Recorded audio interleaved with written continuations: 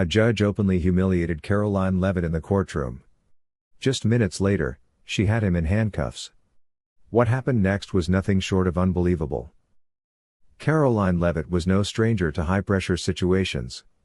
For years, she'd worked in the trenches of the legal world, handling some of the nation's most complex and high-profile cases. But today was different.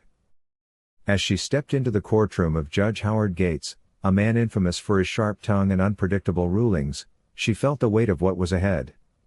This wasn't just another case. This was a powder keg waiting to blow.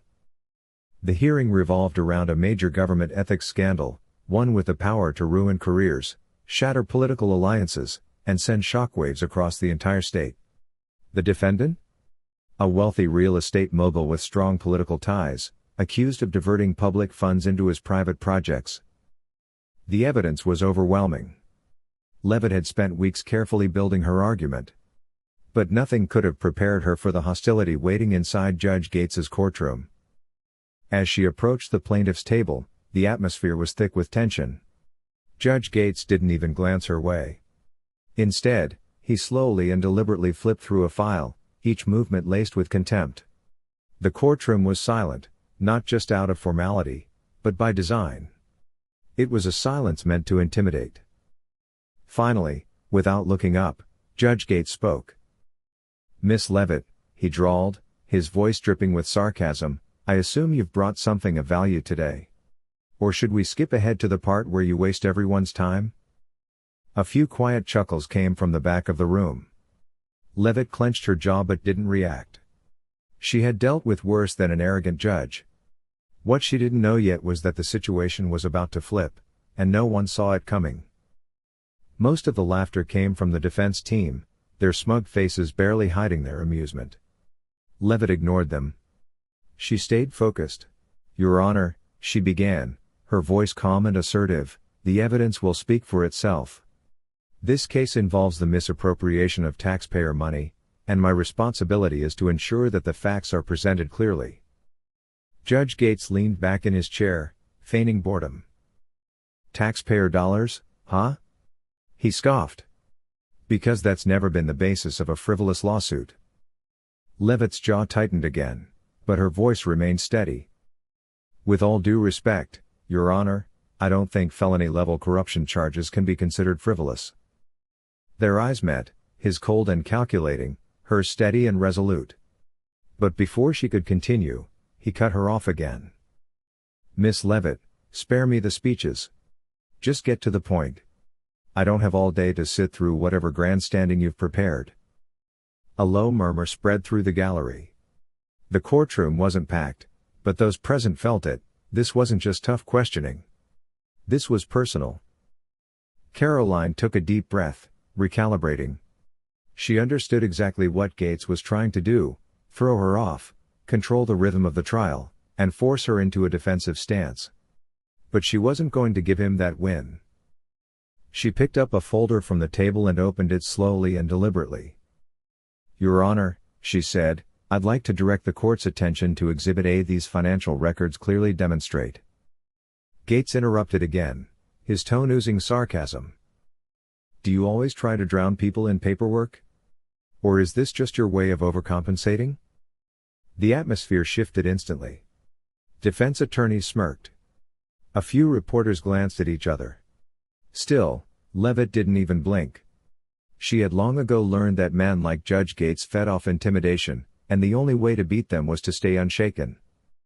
She paused just long enough to make a silent point, then continued in a clear, unwavering tone. She placed the folder on the table and clasped her hands. "Your Honor," she said firmly, "if you'd prefer to keep making this personal, I'm happy to request a recess so we can properly address any professional concerns you might have." It wasn't aggressive. It wasn't disrespectful. But it was firm. A subtle reminder that she wouldn't back down. Judge Gates's lips curled into a half-smile. Amused? Annoyed?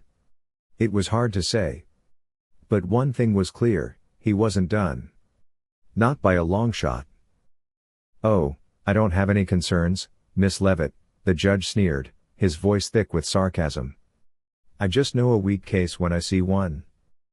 This time, the courtroom didn't just murmur. A few people actually gasped. Someone whispered something under their breath. It was clear, this wasn't how a judge was supposed to behave. Karoline felt the atmosphere shift. The eyes in the room moved back and forth between her and the judge like a tense tennis match. But she refused to rise to the bait. That's what he wanted, a reaction, a misstep, a shouting match. Instead, she calmly adjusted her blazer, straightened her papers, and met his eyes head on. "I suppose we should let the evidence speak for itself," she said, her voice unwavering. But as she spoke, she caught something in Judge Gates' expression. It wasn't just arrogance or mockery, there was something else. A flicker of tension. Like a man with more to lose than he let on. And that's when it hit her, this wasn't just about legal theatrics. Gates wasn't being difficult for show, he was protecting something. But what he didn't know was, so was she. Karoline Leavitt had been through her share of intense hearings, but this was different. Gates wasn't simply presiding over a case, he was playing a game. A calculated effort to undermine her in front of the entire courtroom. The question was, why? She could feel his stare pressing on her as she laid out her argument. Every word she spoke, he was poised to interrupt. She could see it in the curl of his lip, the rhythmic tap of his fingers on the bench, as if daring her to keep going. But she wasn't going to stop. "Your Honor," she continued evenly, "these documents clearly reveal inconsistencies in the funding distribution. The defendant's company received nearly 3 times the amount that was initially approved in the state budget, and none of it appears in official records." She turned slightly, scanning the room, then gestured toward the projection screen, where financial data filled the display. "If you look here." "Miss Leavitt," Judge Gates interrupted, his voice condescending, "I truly hate to cut you off, but I think we've seen enough numbers for one day." Karoline glanced at him, then back at the screen. He wasn't even pretending anymore. "Your Honor," she said firmly, "with all due respect, these numbers are the backbone of the entire case." He scoffed, reclining in his chair. "And yet I fail to see anything that justifies wasting the court's time." There it was again, wasting time. He was trying to shut the case down before it could even begin. Behind her, she heard a quiet shuffle, members of the prosecution exchanging uneasy glances. They sensed it too. Something was off. Leavitt tightened her grip on her pen and flipped to the next page in her folder. "Your Honor, I'd like to submit a motion to." "Denied," he snapped, cutting her off. She looked up, eyes narrowing. "I haven't even stated the motion." "And yet," Gates said coolly, leaning forward with his elbows on the bench, "I can already tell you, it's not going anywhere. Let's be honest, Miss Leavitt. This entire case is built on speculation. Some creative bookkeeping, and suddenly you're screaming corruption?" The defense attorney, a man in a navy suit, didn't even need to speak. His smug grin said it all. Gates was doing his job for him. Leavitt exhaled slowly, keeping her voice sharp and composed. "Your Honor, are you refusing to consider my motion without even hearing it?" A pause. Too long. Then, Gates leaned back, voice filled with disdain. "I'm refusing to indulge this circus act any longer." The tension in the room became electric. Heads turned. Eyes narrowed. Even the reporters in the back picked up their pens, scribbling furiously. Something was happening. Leavitt caught the eye of a juror, a woman in her 50s, dressed in a dark blazer. Her brow furrowed, lips pressed into a firm line. She wasn't the only one taking notice. That's the thing about arrogance, it draws attention. Karoline straightened her shoulders. Her voice calm, but firmer now. "Very well, Your Honor. Then let's proceed with the next piece of evidence." She turned back to the screen, movement slow and intentional.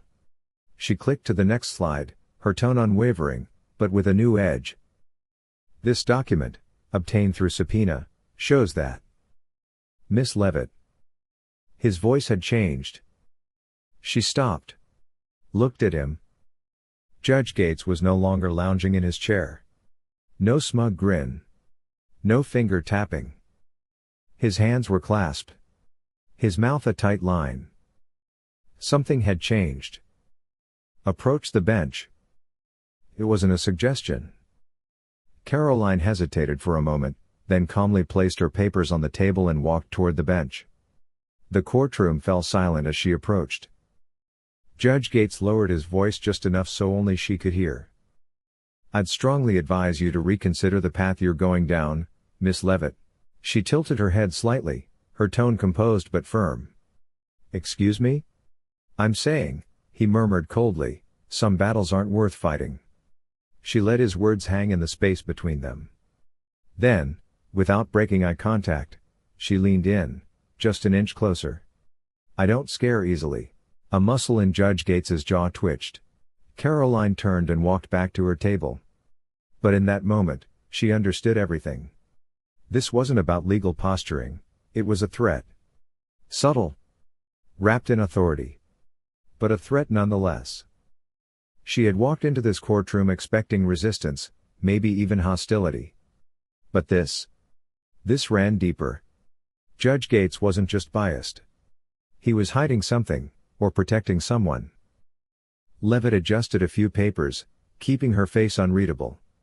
The prosecution team beside her shifted, anticipating her reaction. She gave them none. Not yet. Lifting her chin, she turned to face the bench. "Your Honor," she said clearly, "I'd like to continue presenting my evidence." Gates didn't reply right away. He let the silence linger, almost as if he was calculating just how far he could push. Finally, he spoke. "Proceed. But keep it brief." Karoline ignored the jab. She calmly reached for the next file. "This document," she began, "is a contract between the defendant and the city's planning board. It outlines the projected costs of the development, just over $2 million. She paused, then deliberately placed another sheet on the projector. "However, this internal company ledger shows that the actual funds transferred were nearly double that amount." She placed a third document down. Her voice remained steady. "And here," she said, "is the approval signature." She hesitated, just for a breath, letting the gravity of the moment settle over the courtroom. "Signed by Judge Howard Gates." The shift in the courtroom was immediate. Like a fault line cracking beneath the surface. People moved. Pens scribbled. Eyes widened. The defense attorney stiffened in his seat. Whatever smugness he had was gone. Judge Gates didn't react. For the first time since the hearing began, his expression was unreadable. Karoline let the silence linger a few seconds longer, then continued, her voice clear and controlled. "Your Honor, would you care to explain why your signature appears on an unapproved financial transaction involving the defendant?" It was a bold move. A calculated risk. She didn't have the full story yet, but what she had was enough to shake the ground beneath him. Gates finally shifted, slowly leaning back. His fingers pressed together, knuckles whitening. "That document," he said with forced calm, "is inadmissible." Leavitt tilted her head slightly. "On what grounds?" "It was obtained improperly." She let that sink in. "Your Honor, this document was subpoenaed by my office." His nostrils flared. "Then it was mishandled. I'm ruling it inadmissible. It will not be considered by this court." The change wasn't just in the gallery, it was everywhere. The jury. The stenographer. Even the bailiff. All eyes were on the judge now. Leavitt crossed her arms, her tone sharper but still composed. "You're aware this is a public hearing, correct? That the media is present? That every person in this room just watched you reject vital financial evidence without a valid reason?" His jaw clenched visibly. "That's enough, Miss Leavitt." She didn't move. Didn't flinch. Then, slowly, she sat down. And that's when everything changed. She reached into her case, pulled out a small audio recorder, and placed it on the table. Without saying a word, she pressed play. A low, gruff voice filled the courtroom. "Unmistakable, Take care of it. I don't care how. The recording crackled, then continued. Make sure she never gets her hands on those ledgers. Silence. Absolute. Suffocating silence. Judge Gates didn't move. Didn't breathe. Karoline Leavitt didn't look at him. She didn't need to, because everyone else in that courtroom had just heard it. And now, the real game was about to begin. The recording stopped. The room remained still, gripped by a collective realization. No whispers.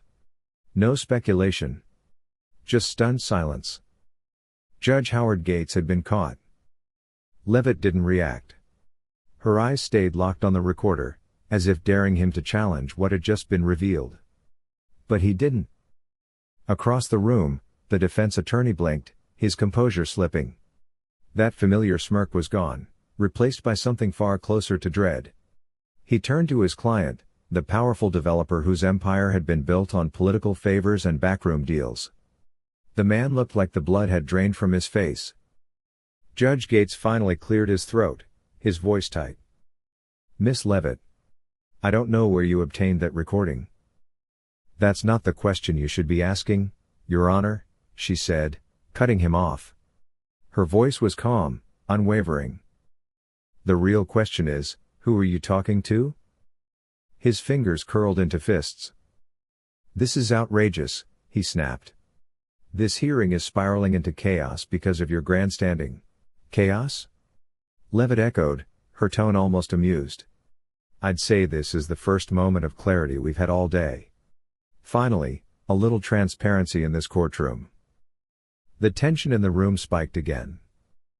Karoline let it hang there. Let him sweat.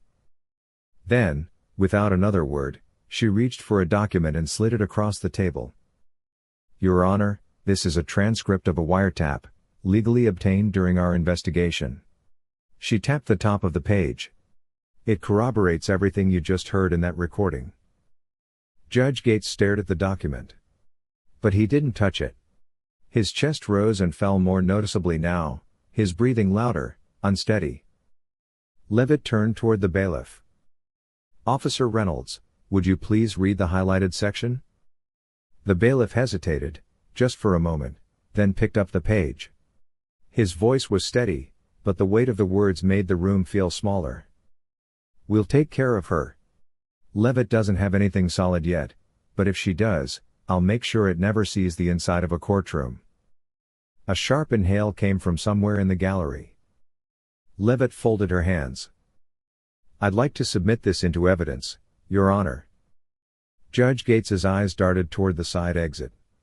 A tiny movement, but one that didn't go unnoticed. For the first time, the man who had seemed untouchable looked like he was considering escape. But it was far too late for that. Motion denied. He barked. His voice sharp, but trembling. Karoline raised an eyebrow. Excuse me? This hearing is over. Gates snapped. His voice rose, just a little too loud, like he thought volume could hide the fear underneath. I will not allow, Judge Gates, Leavitt said, cutting in smoothly, I wasn't asking for your permission.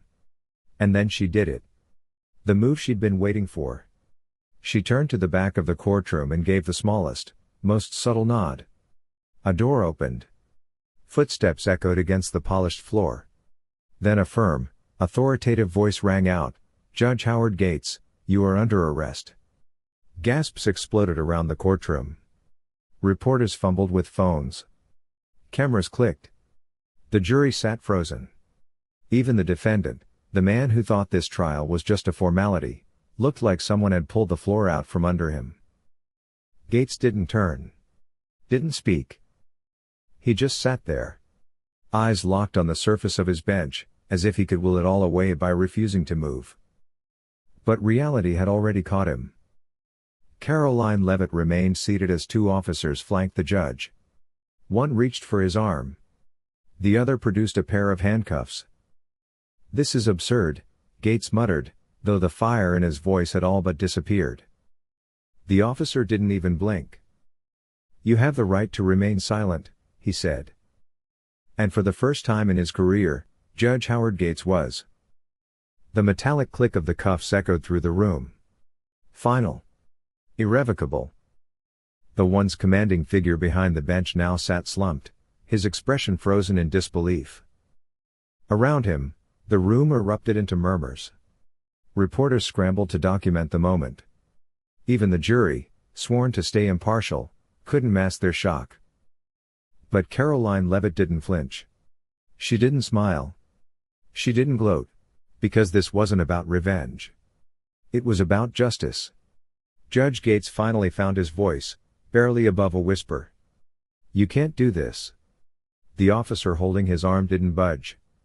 "Sir, you are being taken into custody for obstruction of justice, conspiracy to commit fraud, and abuse of judicial authority. You'll have an opportunity to speak with your attorney." Gates yanked against the cuffs, his face reddening. "This is a disgrace. I am the law in this courtroom." Leavitt finally stood, calmly straightening her blazer. "Not anymore." His head whipped toward her. The arrogance that once defined him had cracked, replaced with something far more fragile, fear. The officers pulled him to his feet. He resisted. "This is political. This, Leavitt said, shaking her head, "is accountability." The courtroom fell silent once again. A lifetime of unchecked power, gone in a single moment. Gates's jaw tightened as he scanned the gallery. Eyes darting, searching, for support, for sympathy, for anyone who might defend him. But no one moved. Because this wasn't a mistake. A few feet away, the defense attorney had gone ghostly pale.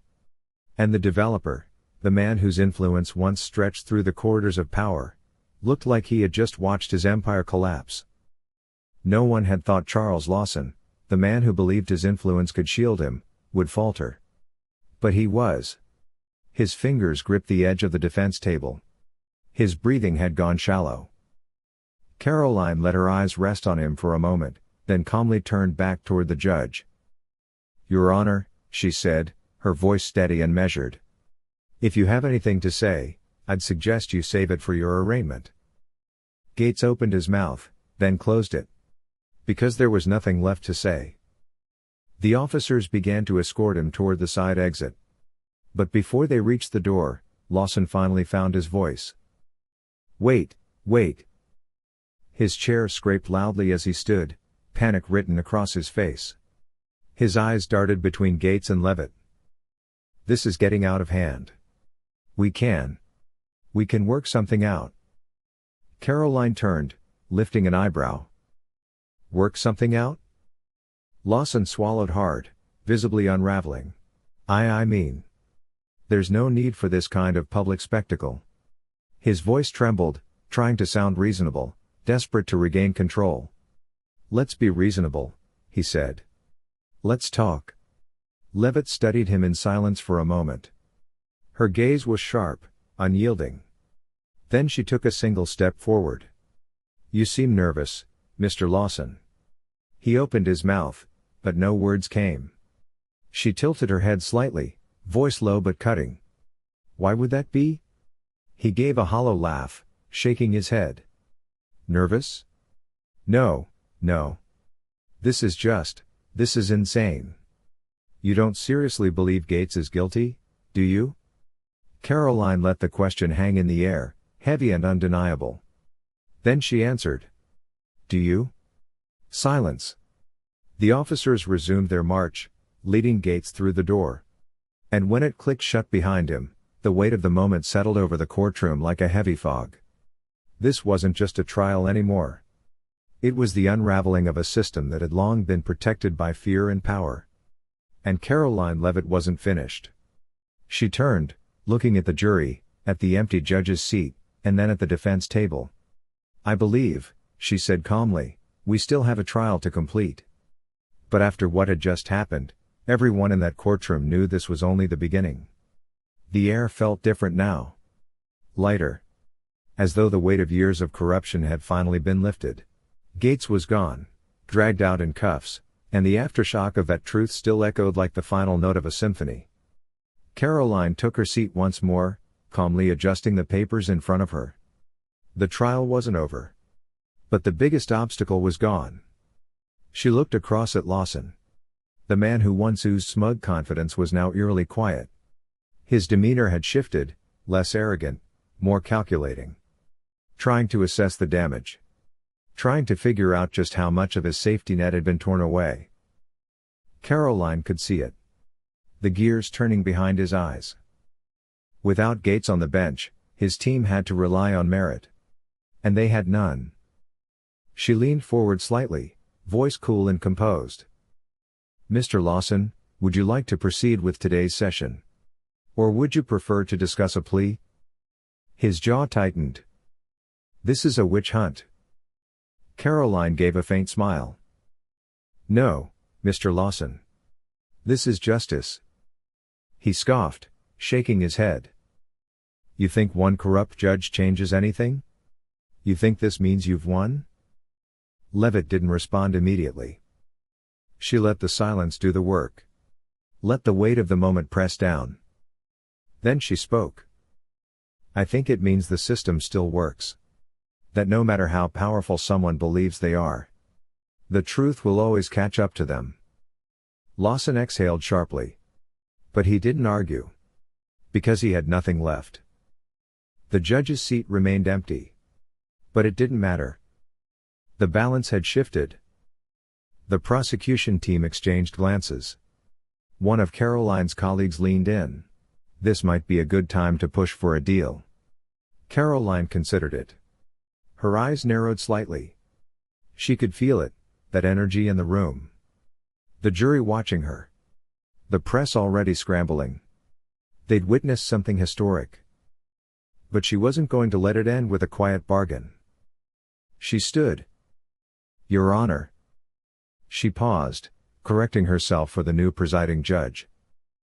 Given today's events, I respectfully request permission to introduce further evidence. It's now clear that this case warrants a full investigation, one that reveals just how deep this corruption runs. A murmur spread through the courtroom. Karoline pressed on. Judge Gates was just one piece of the puzzle. If my team uncovered this much, then there's more. More names. More people who thought they were untouchable. She turned sharply toward Lawson. Her gaze sharp as a blade. So I'll ask you again. Do you want to talk? Lawson sat rigid. His fingers tapped the table nervously. The stakes hung in the silence. Finally, he exhaled. If I do, I want protection. Karoline nodded once, her voice firm. Then you'd better start talking. This courtroom, once ruled by fear, had changed. The walls that protected the powerful had started to crack. And Karoline Leavitt had just sent a message to everyone watching. No one is above the law. The bailiff called for order. The trial moved forward. Reporters rushed to file their stories. Because this wasn't just another day in court. This was history. And it was only the beginning. The story of Karoline Leavitt reminds us of something powerful. Justice prevails when courage confronts corruption, no matter how entrenched that corruption may be. It's proof that systems, though flawed, can still bend toward truth. When people choose not to back down. In life, we all face our own versions of Judge Gates. Whether it's a boss, a system, or a circumstance designed to intimidate, we can either retreat or rise. Like Leavitt, we can stand firm. Armed with truth. With persistence. With integrity. Because one voice can spark change. Thank you for joining me on this journey. If this story moved you, don't forget to like, subscribe, and share your thoughts below. What's your takeaway? How do you stand up for justice in your own life? Let's keep the conversation going.